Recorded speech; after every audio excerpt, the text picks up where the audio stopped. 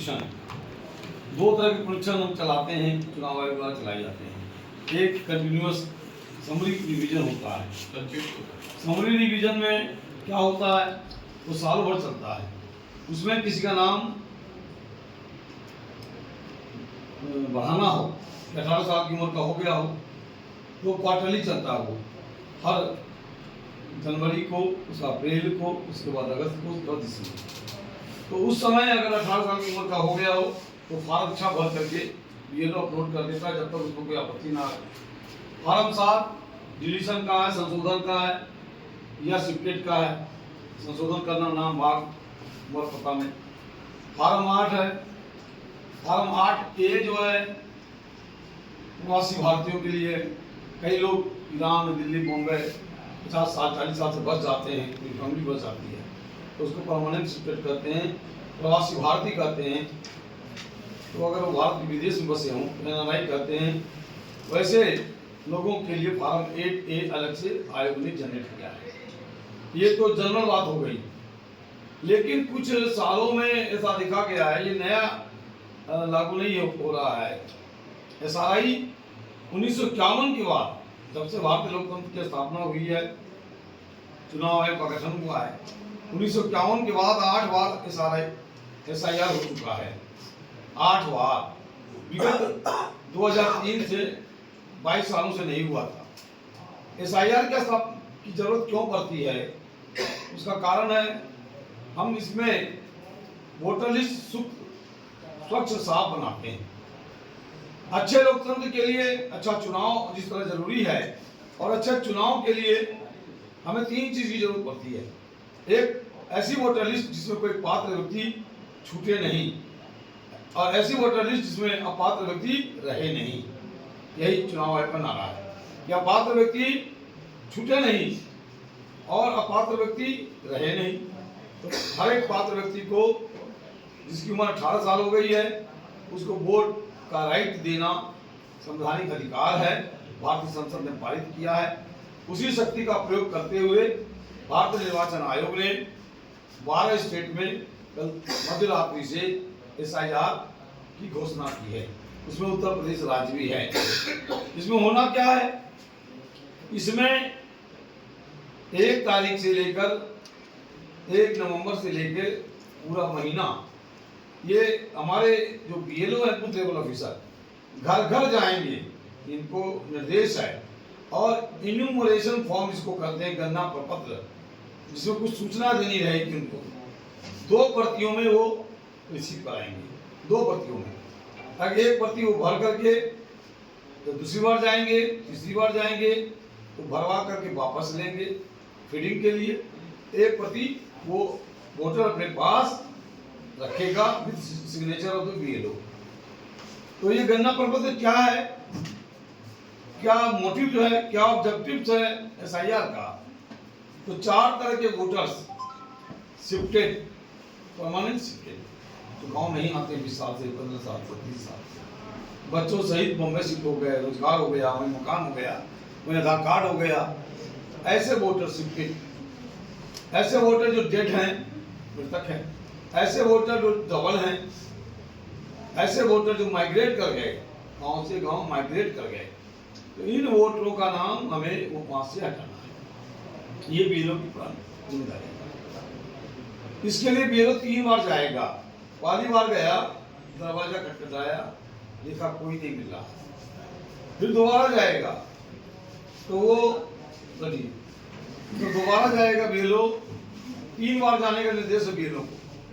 और आप क्वेश्चन कर सकते हैं कि साहब पता चला दरवाजा बंद है तो कोई नहीं आया, या उसने जो भर के दिया फॉर्म, उसने प्रमाण पत्र नहीं दिया, अपना साक्ष्य नहीं दिया, तो ऐसी स्थिति में सहायक रिटर्निंग अफसर मैं हूँ, सहायक निर्वाचन अधिकारी, मैं भरपूर सुनवाई का अवसर दूंगा। आपत्ति का अवसर है 2 महीना, सुनवाई का पर्याप्त अवसर देंगे कि बबलू जी, आपका इन्यूमरेशन फॉर्म बीएलओ के जरिए प्राप्त हुआ है, लेकिन आप 2003 में पैदा हुए या आप 2017 में पैदा हुए, उसके संबंध में आपने जन्म तिथि नहीं दी, आपने केवल आधार कार्ड दिया। Aadhaar card is not the basis of date of birth, it doesn't prove the date of birth and the place. ये स्थान को और उसको प्रूव नहीं करता। What is the Aadhaar card? Aadhaar card है क्या? आधार कार्ड इतना ही बता सकता है कि मैं राजेश कुमार अग्रवाल में ही हूं। ये नहीं बता सकता कि राजेश कुमार अग्रवाल की जन्म तिथि 5/3/72 है, ये प्रूव नहीं है। या ये नहीं बता सकता कि राजेश कुमार अग्रवाल गोरखपुर का रहने वाला है। गोरखपुर का रहने वाला है, उसके लिए उनको बिजली बिल देना पड़ेगा, सर्टिफिकेट देना पड़ेगा, रेसिडेंस की सर्टिफिकेट देना पड़ेगा। 12 ऐसे 13 आयोग ने प्रमाण पत्र को जारी किया है। उसका मैं कंप्लीट करके छपाऊंगा भी, पेपर में दूंगा कि इन 13 प्रमाण पत्रों में कोई भी प्रमाण पत्र वो देगा। आयोग ने इसको 4 कैटेगरी में बांटा है। बीएलओ को 4 कैटेगरी दिया है कि आपको वोटर्स को कम से कम परेशानी में हमको ये वोटर लिस्ट शुद्ध करनी है।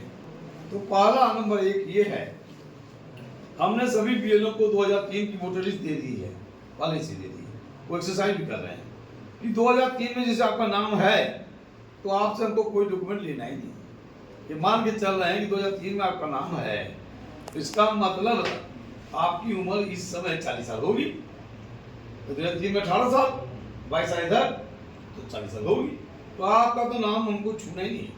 सिर्फ वोटर लिस्ट का वो बीएलओ स्क्रीनशॉट लेगा और मोबाइल ऐप में डाल दे। जैसे डालेगा वैसे आपका नाम खट से चला जाएगा। अगर फोटो खराब है आपकी तो आपसे रिक्वेस्ट करेगा एक बढ़िया फोटो लगी हमको दे दीजिए आप, ताकि वो फोटो भी पेस्ट कर दे, ऑप्शन है उसका। या आप नहीं मेरे लिंक में या मेल जो फीमेल हो गया, पिता के नाम जो स्वर्गीय नहीं लिखा गया, इन सारी छोटी मोटी त्रुटियों को बीएलओ सही कर लेगा। यानी there is no need to take any documents who was born on whose name is shown in 2003 voter list. तो इससे क्या हमने जो देखा एक्सरसाइज किया 1 महीने में यहाँ कि लगभग 50 से 60% ऐसे वोटर 70% हमारे, जिनके लिए हमको कोई कवायद नहीं करनी है। अब रह गए कि 2003 के वोटर लिस्ट में नाम तो नहीं है, लेकिन उनका जन्म 1987 के पूर्व हुआ है। उसमें कहा गया कि ये श्रेणियां हैं BCD, इसकी फोटोकॉपी मैं सब प्राइमरी दलों को भी दे दूंगा। वैसे मेरा जन्म भारत में 87 के पूर्व हुआ है, तो उसके जन्म तिथि या जन्म स्थान को प्रमाणित करने के लिए कोई एक दस्तावेज चाहिए, कोई एक डॉक्यूमेंट चाहिए। अगर जन्म आपका 87 के पहले हुआ है, 88 में, 86 में हुआ, 85 में हुआ, या तो डेट ऑफ बर्थ दीजिए या मैट्रिकुलेशन की सर्टिफिकेट दीजिए। मैट्रिक क्या होगा उसमें डेट ऑफ बर्थ रहता है, या सर्विस कहीं कर रहे हैं प्राइवेट कंपनी में, उसका कोई होगा डॉक्यूमेंट। तो इस टाइप से कोई वैलिड डॉक्यूमेंट आप देंगे तो इसी ढंग से सी है कि मेरा जन्म 87 और 2004 के बीच हुआ है। 87 पहले नहीं हुआ, लेकिन 87 और 2004 के बीच हुआ है। उसमें भी है जन्म तिथि और जन्म स्थान के लिए एक सूची। और अगर जन्म हुआ 87 में आपका, इसका मतलब 13 और 22, 13, 25, 38 साल का आप हो गए, तो निश्चित आपके माता पिता होंगे। तो उसमें आगे ने कहा नहीं, तब एक माता पिता का भी सर्टिफिकेट चाहिए। मैंने आपका तो चाहिए, उसके साथ माता और पिता एक का चाहिए।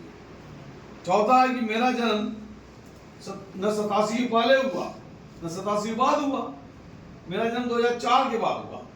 तो 4 के बाद हुआ, इसका मतलब आप 21 साल के हो गए, 25 चल रहा, वोटर बनने लायक हैं आप। तो उसमें कहा गया है इसको प्रमाणित करने के लिए आप कोई भी एक सूची 18-13 में से कोई सूची दे दीजिए।